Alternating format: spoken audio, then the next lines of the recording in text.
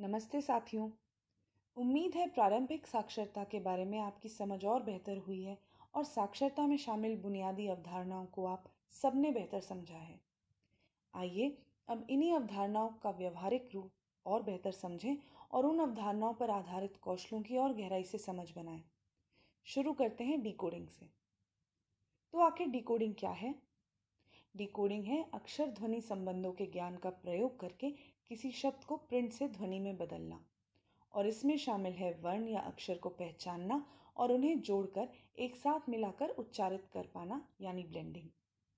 अभी तक ये समझ बन चुकी है कि डिकोडिंग किस तरह से पढ़ना सीखने में ज़रूरी है। एक बार फिर इसे याद कर लेते हैं। देखिए, जहाँ एक और ये बात हो चुकी है कि कैसे डिकोडिंग या शब्द पहचान का कौशल पढ़कर समझने के लिए ज़रूरी है, वहीं ये बात भी ज़रूरी है कि डिकोडिंग की प्रक्रिया सही और स्वचालित हो, जिससे पढ़ना सीखना पूरी तरह से विकसित हो। आपकी कक्षाओं में बहुत से बच्चे हिज्जे कर कर पढ़ते हैं, जिसमें वे एक शब्द को ध्वनियों में तोड़ तोड़ कर उच्चारण करते हैं। ऐसे बच्चे अपना अधिकांश समय और ध्यान एक एक वर्ण जोड़कर शब्द बनाने में ही लगा रहे होते हैं। इसके साथ पिछले शब्द भूल रहे होते हैं और पूर्व ज्ञान के साथ जोड़ते हुए अर्थ निर्माण नहीं कर पाते। आपको अशोक की कहानी का भी उदाहरण याद होगा, जिसमें अशोक के लिए क ध्वनि का मायना सिर्फ कबूतर शब्द से था।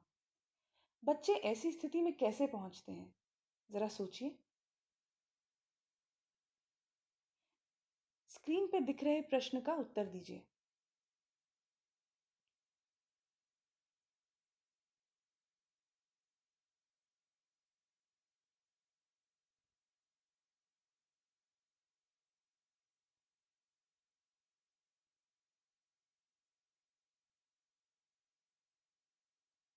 देखिए, हमारे अनुसार ये सभी बिंदु कारण हैं बच्चों में शब्द पहचान के कौशल के पूर्ण विकास ना होने के। हमने कुछ शोधों में आए परिणाम पर भी चर्चा की थी, जिसमें ये बात सामने आई थी कि छोटे बच्चों को वर्णमाला सीखने में चुनौती आती है, क्योंकि हमारी भारतीय लिपियों का स्वरूप जटिल होता है और हमारी डिकोडिंग के शिक्षण में कमियां होती हैं। चलिए अब आगे बढ़ें और समझें कि कैसे इन चुनौतियों और कमियों पर काम किया जाए।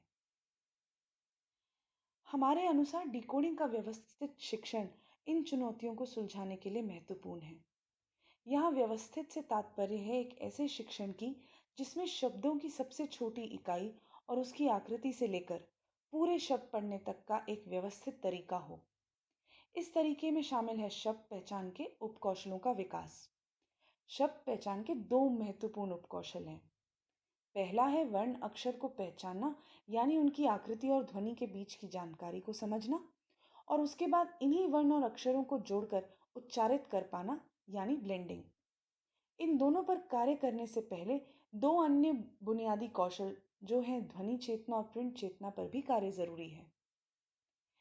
इन सभी के लिए रोचक गतिविधियां एवं टीएलएम का प्रयोग किया जाना चाहिए, जिससे बच्चों को ये पूरी प्रक्रिया बोझिल या उबाऊ ना लगे। आइए अब इसी शिक्षण के लिए प्रस्तावित योजना देखें। आगे बढ़ते हैं। ये देखिए, एक व्यवस्थित डिकोडिंग के सभी चरण। आप जैसा कि आप देख रहे हैं, यहाँ पहले 4 वर्णों पर कार्य होगा। वर्ण की आकृति तथा ध्वनि पर केंद्रित गतिविधियां कराई जाएंगी। अब देखिए, यहाँ आ मात्रा का परिचय होगा, लेकिन एक अलग इकाई के रूप में नहीं, बल्कि उसी वर्ण के साथ, और हम मॉड्यूल में इस पूरी इकाई को अक्षर से संबोधित करेंगे। इसके बाद इन्हीं 8 इकाइयों यानी न, र, ल, क, ना, रा, ला और का को मिलाकर उच्चारण का काम यानी ब्लेंडिंग की जाएगी। ब्लेंडिंग के तरह तरह के खेल होंगे, जिसके बारे में आप मॉड्यूल में विस्तार से पढ़ेंगे। ब्लेंडिंग में दोनों निरर्थक एवं अर्थपूर्ण शब्द उच्चारित करने का अभ्यास होगा। इसके बाद इन्हीं 8 इकाइयों से जो शब्द बनेंगे, उन्हें पढ़ने का अभ्यास दिया जाएगा। ये पूरी प्रक्रिया 4 हफ्ते चलेगी। इसके बाद नए वर्ण और अक्षर सिखाए जाएंगे, जो कि आप स्क्रीन पर देख सकते हैं। इन सबको भी पहले 4 हफ्ते के तरीके से ही सिखाया जाएगा। यह प्रक्रिया 3 हफ्ते चलेगी। इसमें गौर कीजिएगा, शब्द स्तर में ऐसे शब्द लिए जा रहे हैं जो पुरानी इकाइयों यानी पहले 4 हफ्तों की इकाइयों और सिखाई गई इकाइयों से बने हैं।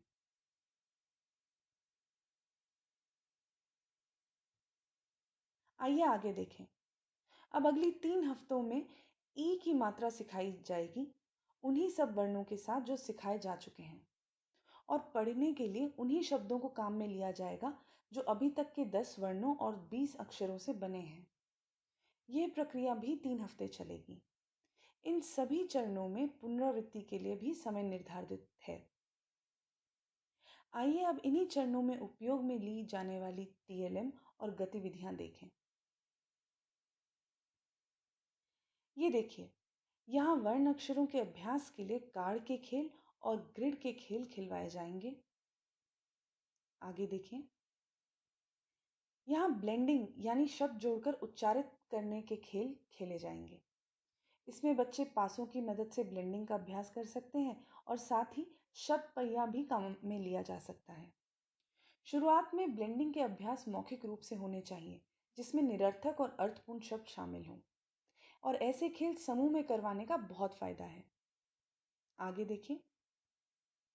अब जब बच्चों को ब्लेंडिंग का पर्याप्त अभ्यास मिल जाए तो उन्हें अर्थपूर्ण शब्दों को पढ़ाना शुरू किया जाना चाहिए।